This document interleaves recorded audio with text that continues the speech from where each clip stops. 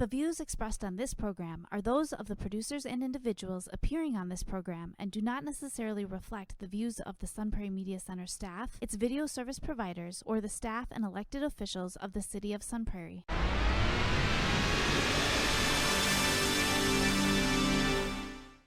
Hello and welcome to Real Reviews. My name is Jameson Rabbitt, and this week I am joined by someone who has spent a lot of time on this show. You've just never seen him. He is the former producer of this show and the former host of It's Time for Five. It's Logan Rabbitt. How you doing, sir? I'm doing good. It's good to finally be on here. I've been behind the scenes for like the past it was a couple 2-3 years. Yeah. For those who don't know, Logan sat in the booth for a couple of years and helped make this show possible. Took the brunt of Mike and I yelling at you when things didn't work out, but finally got you on this side of the camera to talk about some movies. Yeah, I'm excited. This is really exciting. So let's go ahead and get started with what we have this week on the marquee. The first movie we have is a film called Zola. This is the newest A24 production from director Janissa Bravo. This is a film that stars Taylor Page as the titular Zola. It's a film that is the fictionalized retelling of a story that has a very odd history. The real Zola told this story over the course of 148 tweets, and it became a story that took on a life online through Twitter and Reddit, but it was basically just her telling a story about this wild experience that happened to her. As her story went viral, the real-life Stephanie, who is one of the other characters in the story, tried rebutting with her own version of the events, and what we ended up getting now is a film that attempts to tell this wild story in a like a Rashomon type of way of telling two sides of the same story. But it's really Zola's story. Zola, again played by Taylor Page, is a waitress, part-time exotic dancer who happens upon Stephanie, played by Riley Q, while she's waiting tables. The two strike up a quick, very strange friendship, but it's something new and exciting for Zola. Stephanie convinces her to join her boyfriend, and her roommate. We're going to Tampa. We'll do a little dancing. We'll make some big cash. It'll be a great time. The trip is awkward from the beginning, and it gets worse once they reach Florida. Stephanie isn't necessarily what she led herself to be. She says several times. The character Zola says several times throughout the movie, like, goes through each strike every time something weird, something funky comes up, because there are several different instances where Stephanie is not quite exactly what she seems cut out to be. Right. I mean, I don't exactly know what she was expecting going on a trip mere hours before or after meeting Stephanie, but no one seems to be who they present themselves to be, because the guy who's driving them presents himself one way, and when pressed, suddenly the real him comes out. That would be, I believe, Jonathan, played by Nasir Rahim. And Derek, who is Stephanie's boyfriend, played by Nicholas Braun, who, what a sad sack this guy is. No joke. Just hanging around and just taking a beating from this lady. But Zola starts to figure out she's been set up, and she's kind of trying to find her angle out of the situation. And as I said, like 2/3 of the way through the movie, we kind of flip, and Stephanie tries to tell her version of events. I did like that, because it was such a polar opposite. I was there. I was trying to help Zola with my church group. Christian girl. I used to be a dancer, but that was before I converted. Yeah. And it was a little funny. I did enjoy it. It was all Zola's fault. Yeah, it was all Zola. She wrapped me up in this mess. But it gets wild in here, and the story, it zigs and zags. Yeah. Events kind of get crazier, and it feels like they're trying to build to like this big zenith at the end of like all these events piling on and these crazy characters kind of coming in at different points. Well, we kind of did get that. At one point. I felt at the end that I didn't quite get what I was hoping for. Okay. In the end. Yeah. I thought that the strength of the movie was the performances. I thought Taylor Page was great as Zola. I really enjoyed her. She was great. I love the moments where like a character enters the scene. She's like, "It'll be 48 hours till I did like that too. Like it'll be 20 hours until I hear her voice for the first time. Yeah. I liked that a lot. Because there's some interesting characters. Mentioned the lady who she doesn't hear her voice. That's an interesting character. I'd love to know more about. Riley Q as Stephanie is just tremendous. I thought she really disappeared into this role. I didn't recognize her as I was watching. No, she was deep into this, and I thought that she was able to really disappear and morph into this character that has a lot of shades. Like, she can be sympathetic at points. She can be a real diabolical villain at points. She's conniving, annoying, sweet. There's one scene you don't expect what's gonna happen in the slightest, and she just kind of said, she's like, "Oh, I've been roped into this. And I don't know how to get out." And the second that her boyfriend comes in, no, that's not how it is at all. Right. It's completely different. This isn't the first time that this has happened either. Yeah. Yeah. I like it a lot. I really enjoyed them. I think that the other dynamics in the group, when you talk about Jonathan and Derek, because it's really the four of them on this crazy trip, right? They thought was just simple. We're just going to go down and do some dancing, and turned it into something much, much more. I thought their dynamics were sometimes felt like it was strange just for the sake of being strange, especially with like the Derek situation. Yeah, I don't know. It didn't fully work for me. I mean, I enjoyed the movie. At the end of it, I enjoyed the movie. And it's definitely got its own style. I like that. That's one of the things we love about A24. Oh, it was beautiful. Aside from like a couple of their movies, A24 is just so colorful. It's the different outfits. Obviously they're the dancers, so the lighting is really good. It's glittery. It's shiny. It's a beautiful movie either way. I enjoyed that a lot. Did you ever see, speaking of A24 films, kind of similar to this, I think it was the first A24 film, Spring Breakers? No. It was like Selena Gomez, James Franco, I believe. I don't think I have. Similar story in that these kids going out on spring break and wild events happen to them while they're there. Sure. Kind of the trip that doesn't go as planned. This started to remind me of that. Yeah. That was a really, really good movie. Kind of got me into A24 early. I mean, I feel like that has like... very vaguely has a similar premise to like Green Room too, where they go things don't go as they're planned. just going to go perform, and then something happens and everything hits the fan. I mean, how did this work for you though? I mean, what are your thoughts on? I liked it a lot. I felt like you said the actors just kind of morphed into these characters very well. I hadn't seen very many of these actors in very many other things. Only the character that played the roommate. Derek. Derek, yeah. He was the only person I'd seen anything do, and I liked it. Yeah. The characters worked for me. I felt like what was the boyfriend's name? I meant to write these down. I didn't. There's Jonathan, right? Jonathan. I think Derek was the boyfriend. Jonathan was the roommate. Derek was the goofy white guy. Yeah. Okay. No, Jonathan I had seen. Okay. Derek, for me, it did the opposite. He didn't feel like a character.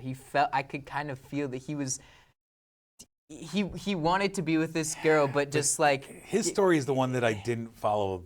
No? His story, I was like, this isn't a real person. See, I feel the opposite. I felt like he felt so real, because he didn't know what he was doing. He just tagged along. His girlfriend's a stripper and slash prostitute, and it's just he wants to love her. She keeps saying like, "I love you, you're mine, I'm yours." Yeah. And so I like, in a weird kind of like goofball kind of way, I felt for him. Like it's just like he leaves the room for a little bit, and I kind of like. I kind of want to see more of this. I want to see what I want to see what he gets himself into. And so every time they cut away from him, I was like, all right, we'll get to it, because his character is so ridiculously dumb that I was kind of into it. I kind of like Logan wants the Derek story. Ultimately, what did you end up giving Zola? I gave it a 4. All right. I liked it a lot. There you go. I would definitely see this again, and I will try to show it to a couple of my friends for sure. I enjoyed it, but I felt like I was a little unfulfilled by the sum of the parts. I thought that a lot of the individual parts were better than the total thing, especially the end. I wasn't there for the end of it. Sure. But I gave it 3 out of 5 stars. Enjoyable enough. Worth checking out. It's A24. Watch it. What do you do? Oh, yeah. Stop it. Let's move on to the other movie we have on the marquee this week. Sir, what do you have for us? All right. So I have The Forever Purge. It is the 5th installment in the Purge series, this time taking place mainly in the El Paso, Texas area. There are 2 Mexican characters, Adela, played by Ana de la Reguera. Yeah. Okay. And Juan, played by Tino. God, I'm going to butcher these names. Come on now. Tino Cuerta. There you go. They have taken up working as a butcher, or in a butcher shop and in a horse ranch, respectively. Juan works for the Tucker family, a rich group with the son Dylan Tucker having a baby on the way.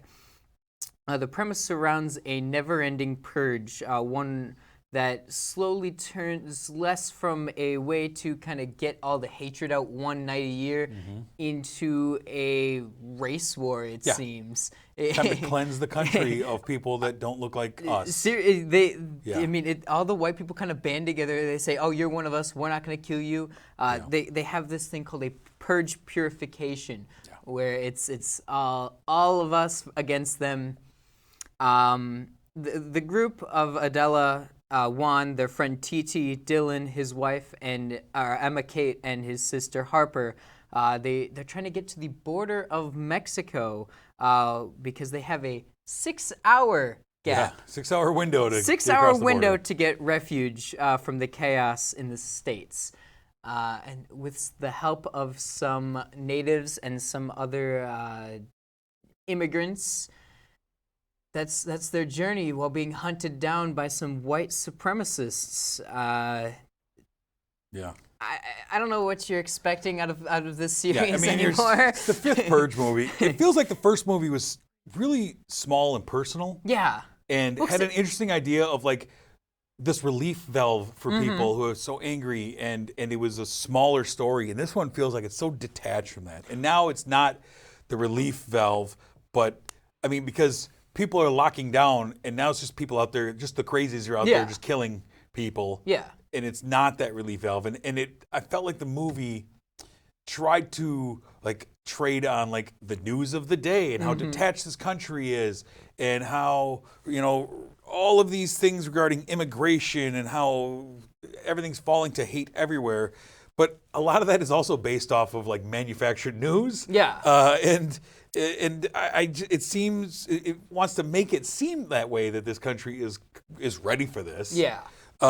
But really, the film just kind of turns into like gun porn for a lot of it, right? It is really. It's gun porn with unlimited ammo until the end, when suddenly ammo comes into play. Okay, I was talking to you about this. I'm pretty sure I saw 2 guns get reloaded through the entire movie. Yeah, no, it doesn't up come in play until the end. The last like half hour, they're like, oh, we only have 1 magazine for each of your guys' guns. Sorry, once you're out, you're out. Yeah.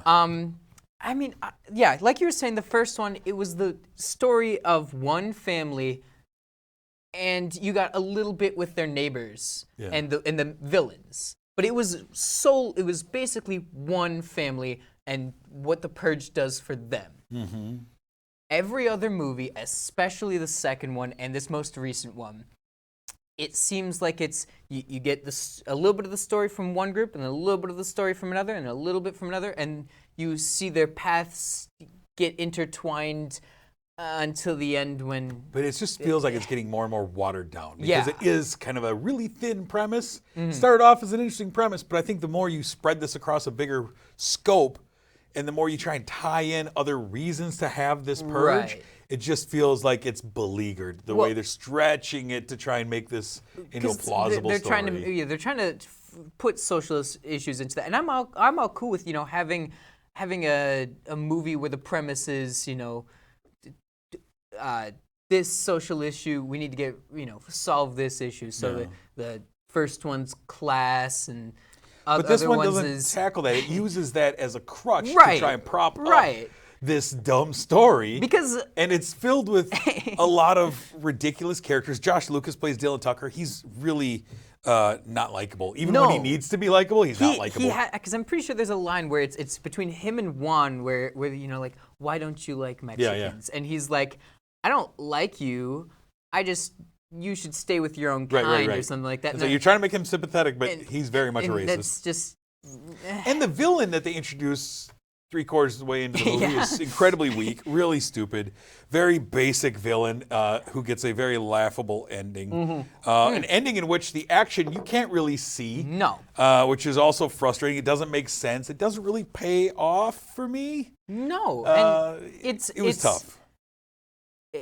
Physically, that ending shouldn't have ended the way it did. I don't want to give anything away, but there's a lot of things. Yeah, there was a lot of things in here, and it felt like it was just this pre-apocalyptic story they're trying to tell with people in weird outfits, kind of a movie we're going to be talking about later. Yes, people in weird outfits, blah blah, and it's using racism to drive its story, but it just felt so weak, and there were moments in there that just were laughable. The tension was there in moments. I will say there was tension, so it's not like atrocious. Yeah. But at the end of the day, like, I don't know, it didn't work for me. This is what I have with I have a problem with a lot of movies, series, especially like this. This Saw, what have you for different horror Most series. horror franchises go this route.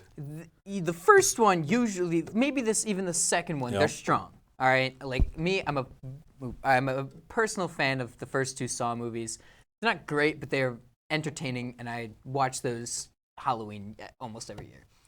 The farther into the series you go, you have to either you copy a different series or you make something that just isn't as entertaining. Or you end up retelling your same story over and over again, which is just new characters, new area. The Purge series is falling into that, just copying itself and doing it.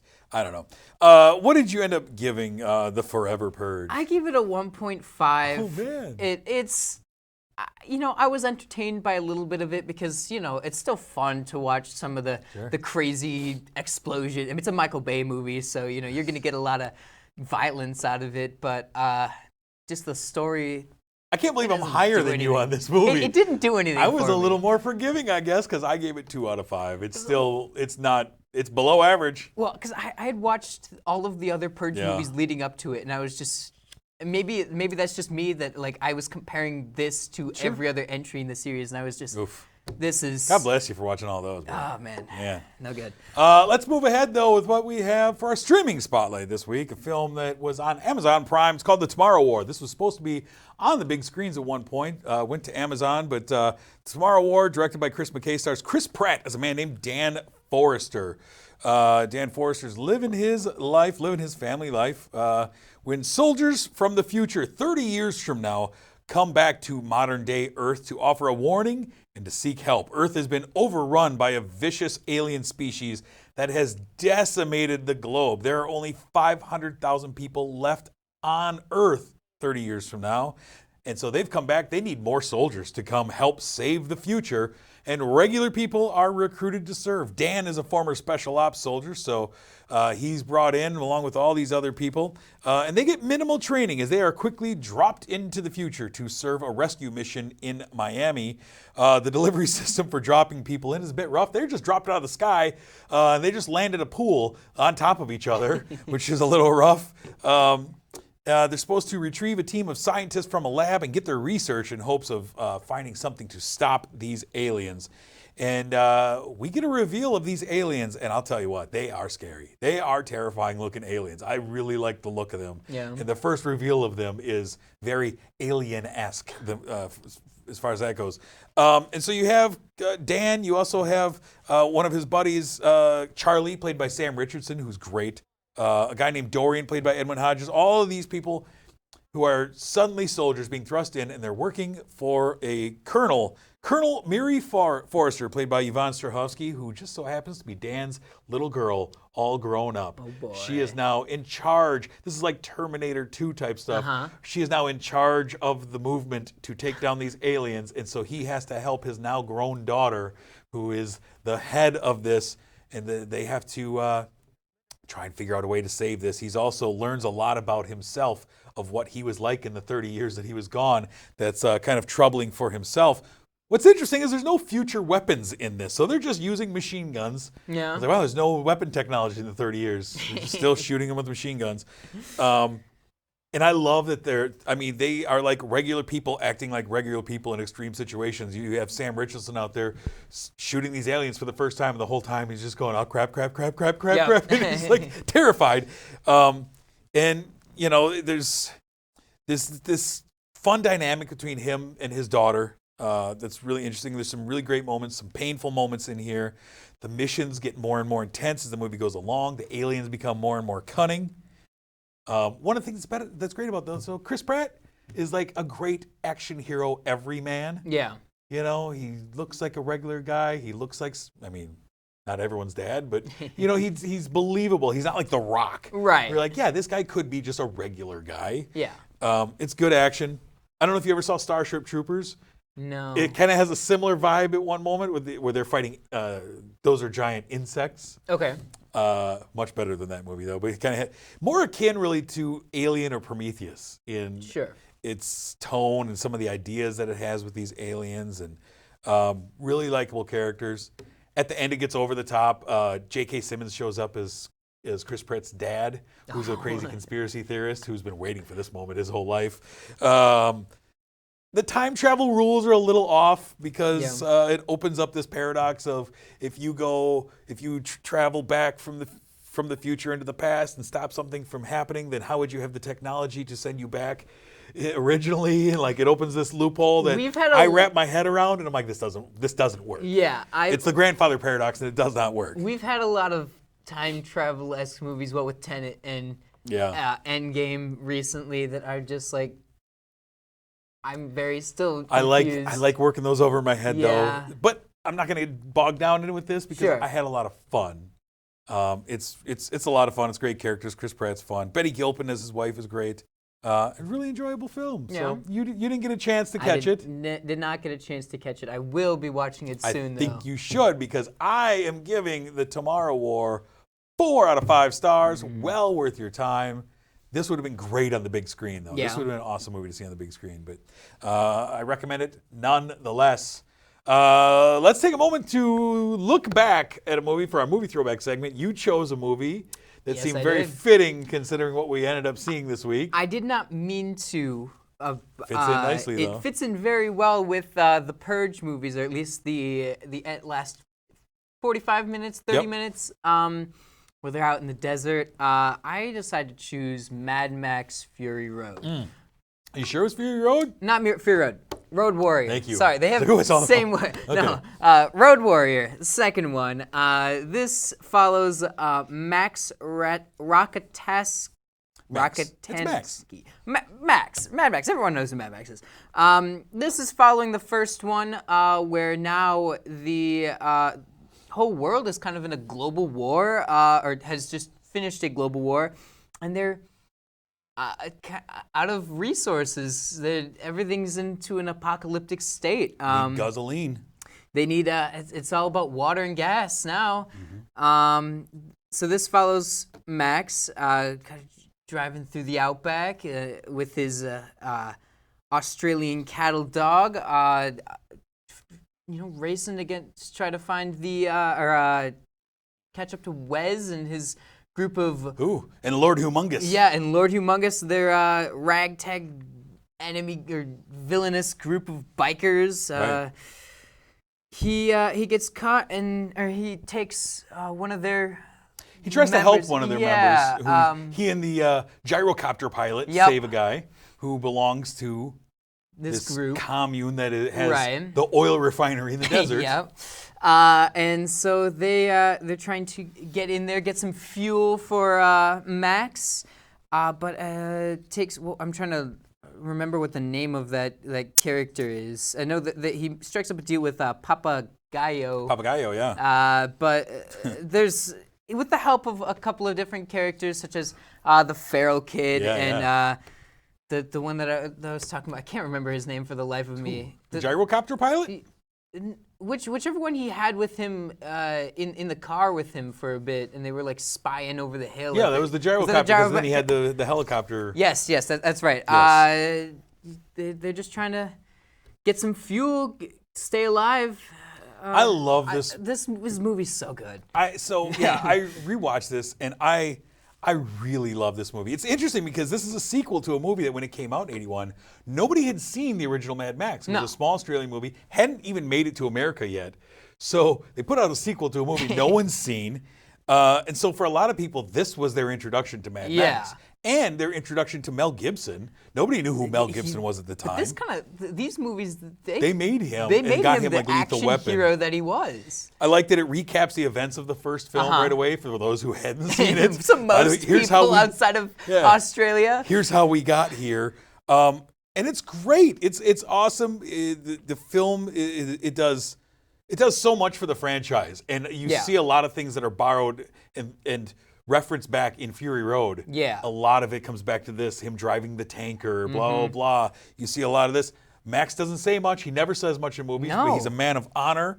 There's a lot of crazy action sequences involving vehicles. Well, that's the strength is George Miller's filming these action sequences. That's the strength of these movies in general. It's less about the verbal communication between all of them, and it's more about the just crazy, absurd characters and the fun fights and the fun action sequences. Lots that of you people in S&M outfits and black leather in a hot desert. Crazy I'm vehicles. Sure in the first two movies, they spent a majority of their budget just on driving vehicles through trailers and stuff. Yeah, and just dressing up like a Fiero with all kinds of stuff on it. And I mean, those vehicles, that's what I think I love about George Miller, is he comes up with these ideas for these vehicles, like, now let's make it happen. And they're all visual effects that he does. You know, he doesn't do a lot of he wasn't doing CGI in 81. Right. We have to make that car go through that tanker, you know? Love it. I thoroughly enjoyed it. I mean, since I saw the second one, I didn't see the first one until this year. Because I got it for Christmas, I think a couple years ago, and I was with my roommate, and we was just like, neither of us had seen this movie. We'd only seen Fury Road each, I had seen the other ones, but he'd only seen Fury Road, and we're like, let's just pop it in. Let's see. And it's entertaining, but this is pre-apocalypse. This is where the story really sets up. This is as strong as Fury Road to me. Oh, yeah. I think these two are the pinnacles of the franchise. Easily. Yeah, pretty great.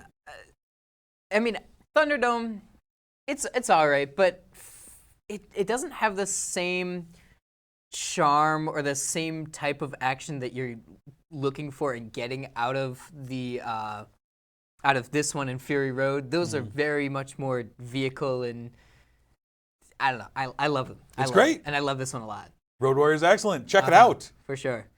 Wonderful movie. All right, let's take a look ahead at what is coming soon. The weekend of July 16th, we have a few films that are coming out. The first one is the new Space Jam movie. LeBron James in Space Jam New Legacy trying to do what Michael Jordan did. And he and the Looney Tunes universe going to fight off some monsters or something. We also have the sequel to Escape Room Tournament of Champions, another horror flick. And then on Netflix, a film called Gunpowder Milkshake, starring Karen Gillan, Carla Gugino, Lena Headey, Michelle Yeoh, about an estranged mother-daughter hit woman duo who reunite alongside their team of fellow female assassins to get back at those who did them wrong. This looks really exciting. I will have to watch that with you. I'm all about it. Before we move any further, let's take a moment to thank our sponsor, though, Marcus Theaters, the Palace here in Sun Prairie. Thank you for sponsoring this program. We do appreciate it. We always enjoy sitting in a beautiful Dream Lounger. We encourage you to check out their Dream Loungers and all the films that they have showing there. They are a wonderful place. The only place I'll watch a movie, I'll tell you that. Next week, I'm going to be joined by my good friend Jeff Robbins as we talk about films like Black Widow, No Sudden Move, The Waterman, and hopefully a fun throwback. We'll see. That's all going to be happening next week. But before we go, sir, thank you again. Of course. This is awesome having you on the show finally. I hope I should be back sooner than later. Well, spoiler alert, you're going to be back on in a few weeks. All right, there we go. We got an M. Night Shyamalan movie and some other things to talk about in a few weeks. Perfect. So I'm looking forward to having you join me for that. Let's do it. But until next week, I'm Jameson. I'm Logan. Thanks for watching.